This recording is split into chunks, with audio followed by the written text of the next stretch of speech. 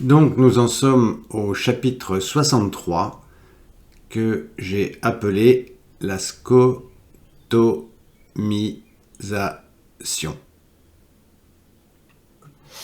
Exprimé autrement, c'est comment on va comparer le réel. Alors ça, je dirais, c'est l'approche de Philippe Guillemont.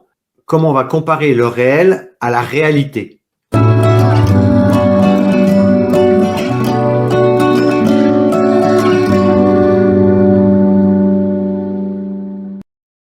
Alors, c'est quoi le réel? Le réel, c'est ce qui est, j'allais dire réel, c'est-à-dire c'est la réalité objective. C'est-à-dire que quand vous voyez une table, vous êtes d'accord avec votre voisin sur le fait que c'est une table parce qu'il voit a priori la même table. Vous voyez, donc vous êtes d'accord sur le fait que cet objet, c'est une table. Donc là, on est sur du réel.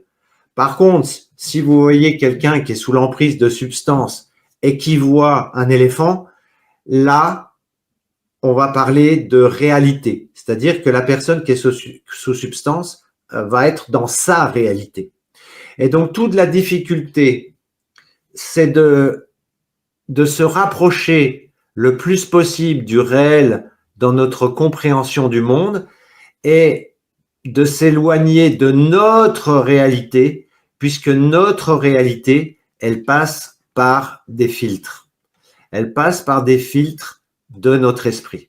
Donc là, on est d'accord sur le fait qu'on parle de concret, parce qu'il faut faire attention. Tout à l'heure, je vous dis, s'il y a 3 personnes qui voient une table, c'est une table. Oui, mais on a vu que il y a quelques années, vous aviez des gens qui voyaient la même chose, et c'est pas pour ça qu'ils avaient raison. Vous voyez, quand Galilée est arrivé et puis qu'il a dit la Terre est ronde, elle tourne autour du Soleil, il était le seul à avancer ça, mais n'empêche que c'était lui qui avait raison.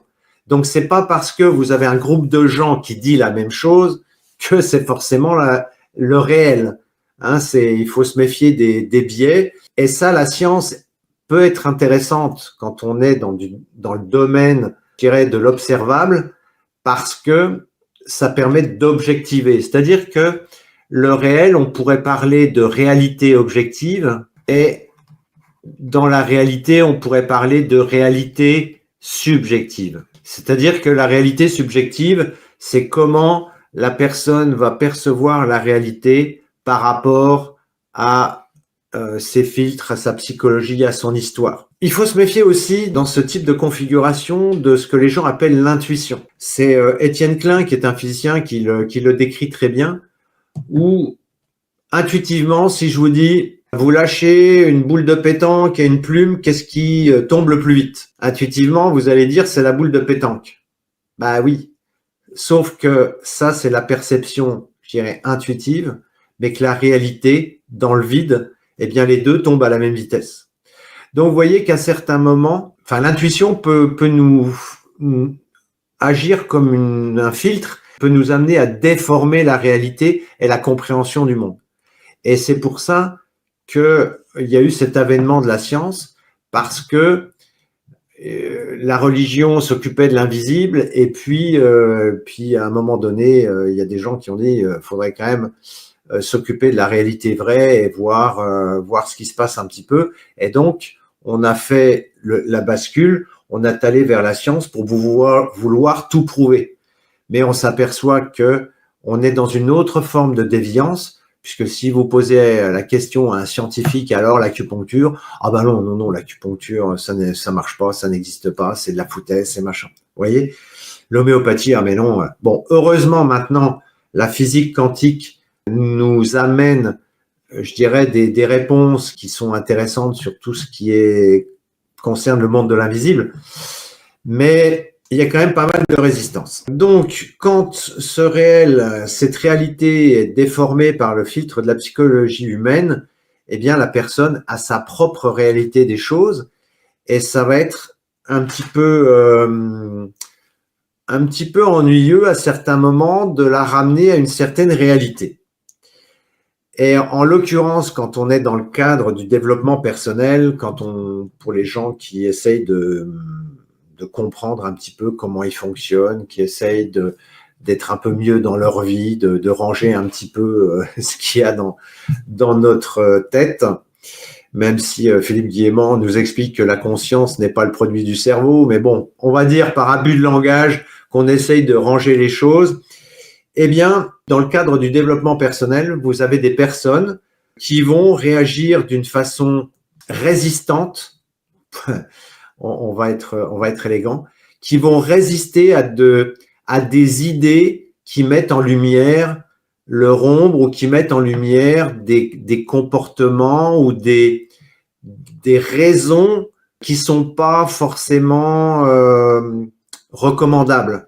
Ça peut être, vous posez la question à quelqu'un, j'ai pris l'expérience par exemple de poser la question à quelqu'un pourquoi il avait fait des enfants. Donc, si vous posez la question ou si vous posez la question, vous prenez 10 femmes, vous posez la question, puis elles vont vous dire c'est par amour. Ouais, il y a ce qu'on appelle les hypothèses cachées. Bah, je dis pas que ces femmes n'aiment pas leurs enfants.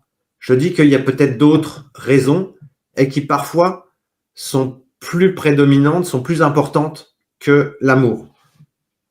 Et donc, comme la personne n'aime pas être confrontée à son ombre, puisque l'ombre c'est l'ego et c'est étroitement lié à la culpabilité, eh bien, parfois, ça peut être compliqué de discuter avec ce type de personnes.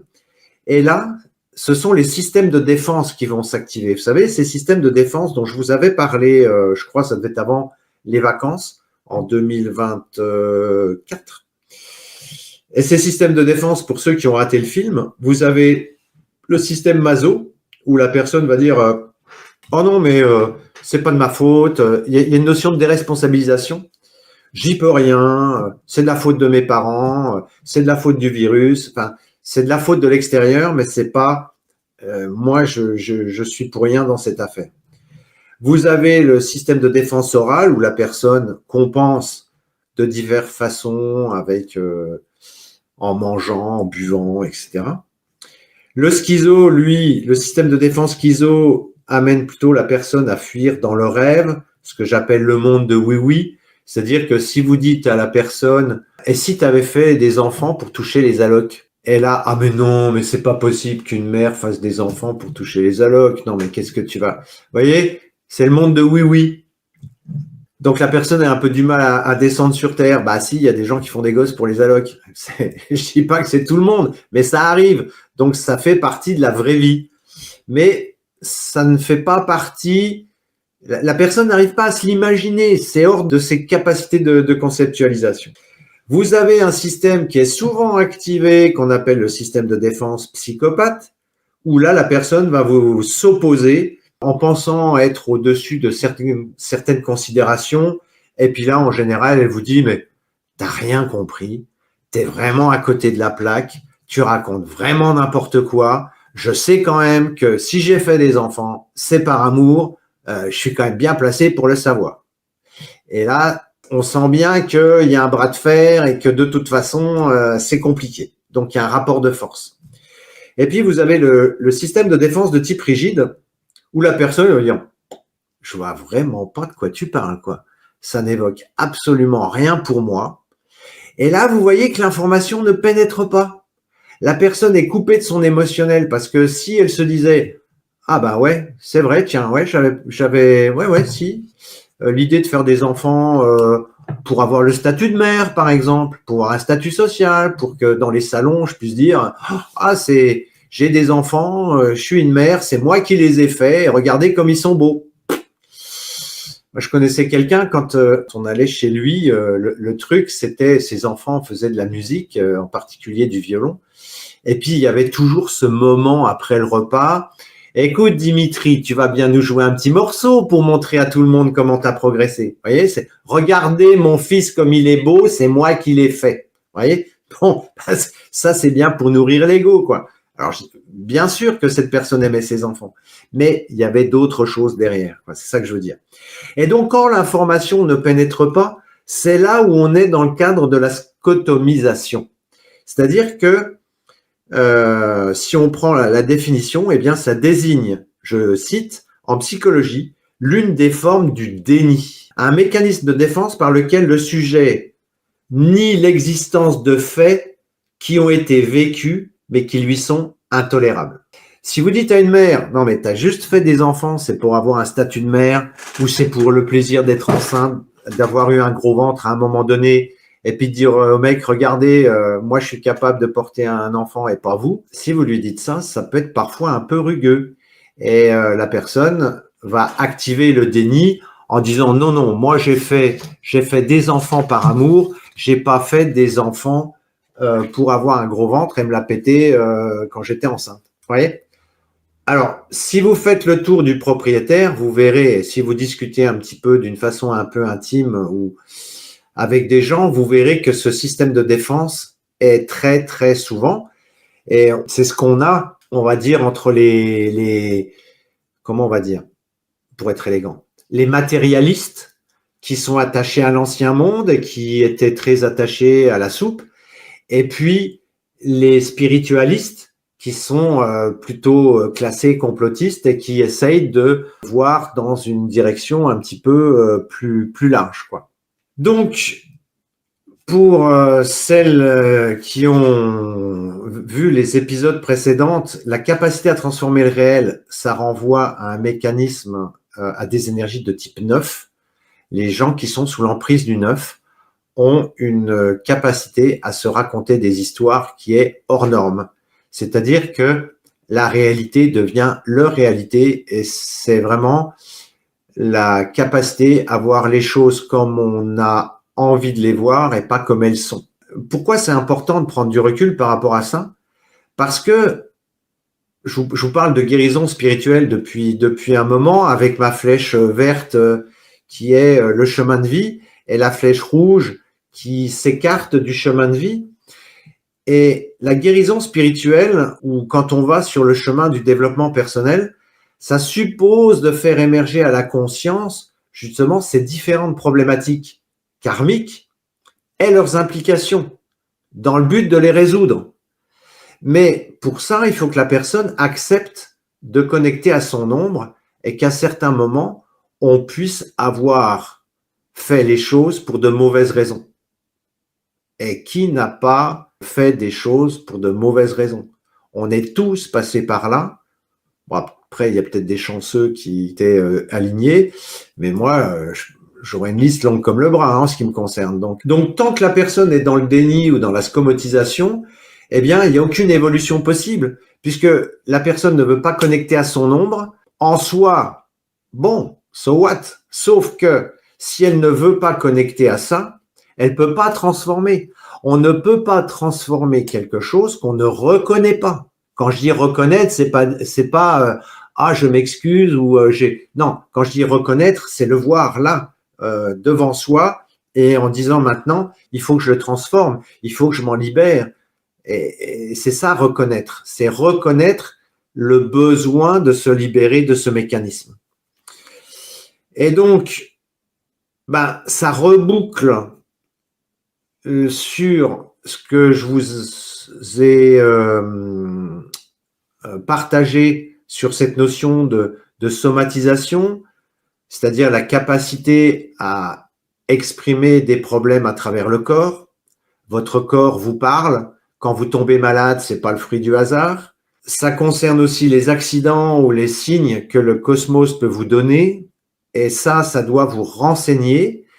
Et justement, quand on est obligé de passer par de la somatisation, par des maladies, par des signes, par des accidents, c'est justement parce qu'on est dans le déni et, eh bien, on est obligé d'être confronté. Et c'est quand on a des choses vraiment concrètes. Je vous ai donné la dernière fois l'exemple où quand l'évacuation de ma maison s'est bouchée et que toute la merde remontait, je veux dire, voilà, la merde, tu veux pas la voir? Eh ben, on va te la montrer.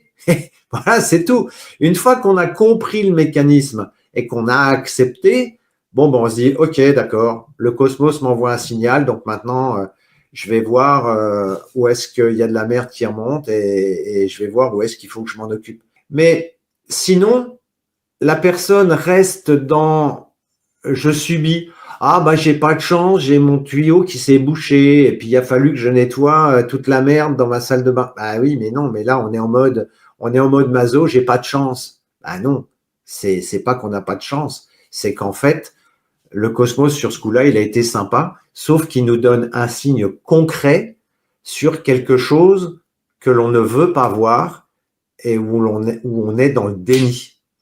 Si on arrive à comprendre ça, waouh, on a fait un grand pas sur le chemin de la transformation. Qu'est-ce que j'oublie de vous dire?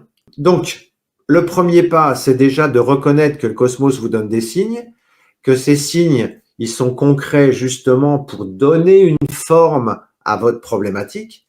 Et ensuite, eh bien, ça veut dire que si le cosmos vous met un dossier sur la table, l'idée, c'est pas de prendre le dossier et de le mettre à la poubelle, parce que sinon, il va vous le remettre.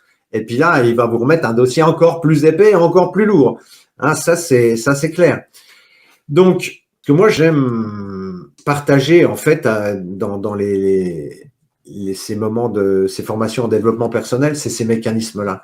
Une fois qu'on a compris ça, ben, on s'aperçoit qu'on en est tous au même niveau, qu'on a tous des signes, qu'on a tous des dossiers à traiter, qu'à certains moments, on est tous dans le déni et qu'à certains moments, ben, il faut prendre les trucs dans la face pour que on s'en occupe une bonne fois pour toutes et qu'on puisse passer à autre chose et mobiliser les énergies de transformation. Parce que tant qu'on est dans le déni, tant qu'on ne reconnaît pas la problématique, on ne peut pas aller sur le chemin de la transformation. Et si on n'est pas sur le chemin de la transformation, on est dans le schéma de gauche, si vous vous souvenez de la dernière fois, et ça mène à la dépression, ça mène à la résignation, et ça mène à que des problèmes, quoi, en fait. Donc, si on veut se sortir de ça, si on veut prétendre à une guérison spirituelle, eh bien, il est impératif de reconnaître ça, et on pourrait exprimer ça autrement par élever son niveau de conscience. C'est-à-dire, élever son niveau de conscience, c'est voir les choses de façon de plus en plus claire. Que ça soit les choses, je dirais, agréables, mais aussi les choses désagréables, en particulier notre ombre, qui est reliée à la culpabilité, qui est reliée aux vies antérieures de bourreau. Donc voilà, c'est un cheminement et ça nécessite de faire des mises à jour et ça nécessite surtout, je dirais, une certaine humilité. Parce que c'est pas agréable, vous voyez bien, quand on vous fait des reproches ou quand on vous dit quelque chose de pas gentil ou de, vous voyez, tout de suite ça coince un peu, quoi. Hein, et donc l'idée c'est déjà de dire bon bah ok, là la personne me parle de mon ombre. Bon après il faut déjà aussi être sûr de la fiabilité de l'information, hein, mais bon, quand c'est le cosmos qui vous parle, en général il n'y a pas de doute. Quand c'est quelqu'un, bon, ça peut nécessiter de croiser les informations par rapport à différentes personnes. Si par exemple une personne vous dit un truc, bah, vous pouvez aller en voir une autre pour dire alors, tu valides ce que l'autre dit, mais il faut prendre des personnes différentes, hein, parce que.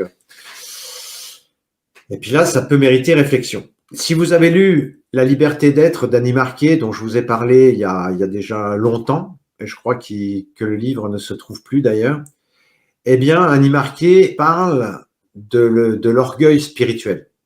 Parce que ce qui fait qu'on a du mal à connecter à notre ombre, c'est l'orgueil. Exprimé autrement, le manque d'humilité.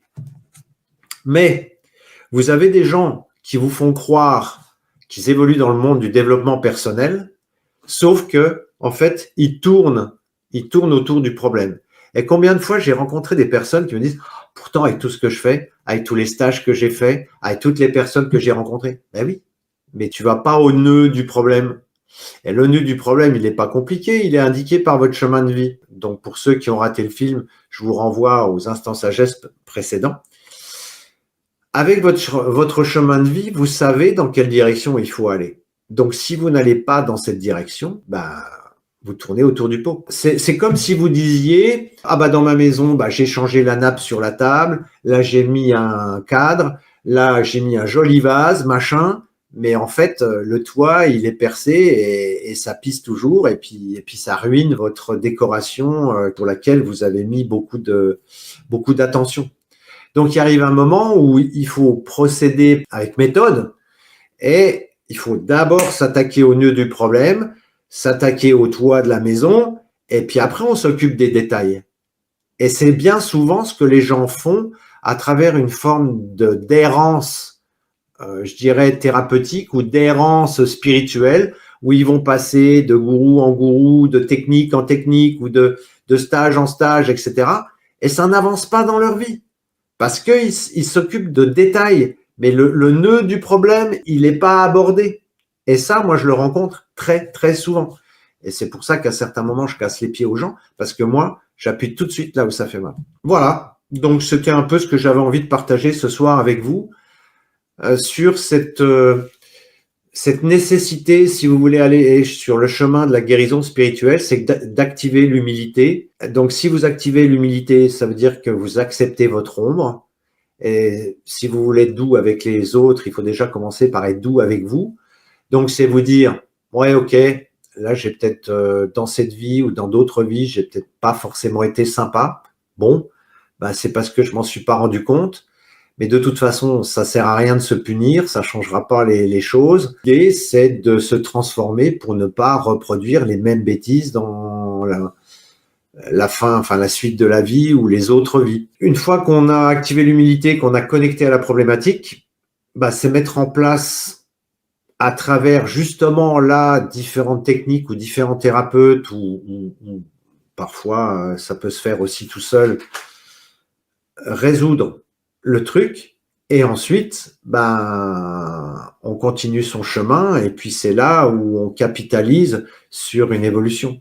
Sinon ben on tourne autour du pot et on comprend pas. Mais vous voyez que ça suppose vraiment de comprendre et d'accepter quelque part que on a tous merdé, que 2, on a tous une ombre, que 3, on n'aime pas que les autres nous parlent de notre ombre, que c'est pas évident de la poser sur la table et de dire maintenant je vais m'en occuper. Parfois ça peut être long, ça peut être fastidieux, ça peut être ennuyeux, ça nécessite des efforts, ça nécessite du courage pour l'affronter, mais c'est le prix à payer pour aller plus loin. Et ça, moi je rencontre beaucoup de gens qui ne sont pas prêts à payer ce prix-là et qui ensuite vont activer le système Maso en disant mais c'est pas de ma faute, je suis malheureux dans ma vie, ça se passe pas bien, j'ai une vie de merde, etc. Bah ouais, mais est-ce que tu es prêt à payer le prix? Non.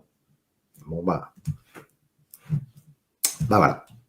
Donc c'est vraiment comprendre que la vie c'est pas les vacances et que ça nécessite des efforts, ça nécessite de se faire violence, ça nécessite d'aller sur des chemins qui nous plaisent pas. Alors, si je répète des choses, c'est pas parce que je suis sénile, c'est parce que je ne sais plus ce que je dis à qui.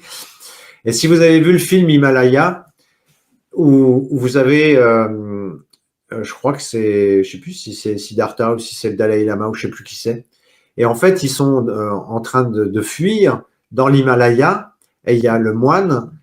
Et donc, l'élève demande au moine quel chemin doit-on prendre puisqu'ils sont dans une patte d'oie. Et le moine répond, quand tu as le choix, prends le chemin le plus difficile. Donc, quand vous avez quelque part tout ce qui vous fait peur, tout ce que vous refusez d'affronter, eh ben, quelque part, alors je parle pas du parachutisme ou de trucs à la con comme ça, je parle de choses dans la vie. Ah, vous avez envie de, ça fait je sais pas combien de temps que vous avez envie de parler anglais, mais ouais, d'accord, mais est-ce que vous osez, est-ce que vous vous êtes inscrit à un cours d'anglais? Non, mais vous attendez quoi? Voilà, c'est juste ça. C'est accepter aussi de dire, bah voilà, je reprends des cours d'anglais. Quand j'ai commencé le chinois, on avait des cours de, vous savez, des livres de maternelle. Bah, quand vous avez un âge avancé et puis que vous apprenez une langue dans des livres de maternelle, vous voyez ça. Bon, après, faut le vivre avec philosophie, mais vous voyez bien que ça brasse des trucs. Donc, comprenez bien que tout ce qu'on a à faire, de toute façon, c'est pas très agréable. L'ego va vous faire traîner les savates. Il va vous dire, ouais, mais bon, si t'allais dans le canapé avec des cacahuètes, ça serait quand même plus cool, quoi. Et l'ego va toujours vous vous inviter à résister justement à ça. Et c'est là où il y a un bras de fer et il faut dépasser son ego qui vous glisse des pots de banane en disant mais non, mais c'est pas la peine d'y aller, ça sert à rien, qu'est-ce que tu vas te fatiguer pour ça, etc. Donc ce chemin de la transformation et ce chemin de l'évolution, il est inconfortable. Donc après, ce que vous explique Annie Marquier, c'est de comprendre un petit peu ce qui se joue et à vous de fixer, de prendre la décision pour aller sur ce chemin-là. Et ça sera moins inconfortable que si c'est le cosmos qui vous y met par obligation. Et à partir de ce moment-là, eh bien, vous pourrez faire ce travail en étant moins dans l'urgence. Vous voyez, c'est comme si vous disiez, voilà, faut que je me fasse opérer de je sais pas quoi. Et puis, vous attendez. Puis là, vous êtes en crise, c'est inflammé de partout, c'est infecté de partout. C'est un peu plus touchy. Alors que si vous aviez fait les choses en amont, eh bien, ça se serait mieux passé. Donc, pensez que cette démarche est extrêmement inconfortable, mais on a quand même une certaine latitude pour choisir le game et puis pour quelque part, je dirais, en faire un jeu ou essayer. Vous savez, c'est comme à l'école, on peut apprendre les choses d'une façon très livresque ou on peut aussi apprendre avec des jeux. Bon, bah, après, à chacun d'essayer de transformer le truc en jeu et puis après se poser la question, mais quel risque je prends à reprendre des cours d'anglais? Quel risque je prends à changer de job? Quel risque je prends? Est-ce que ça a vraiment de l'importance? Ben, peut-être pas tant que ça. Vous voyez, donc, voilà, c'est des pistes. C'est ce que j'avais envie de partager avec vous ce soir. J'espère que ça vous aura aidé un petit peu à réfléchir. Pensez à ce que vous évitez, pensez à ce qui vous fait peur, pensez à ce que vous aimeriez faire mais que vous n'osez pas faire et vous dire « et si j'y allais ?» Et si j'y allais, parce que ça va m'aider à me libérer de mon ombre. Voilà, c'était la proposition du soir. Et pour finir, merci de mettre un pouce en l'air et de vous abonner, c'est ce qui nous aide le plus à promouvoir la chaîne. Merci et à très bientôt pour une nouvelle vidéo.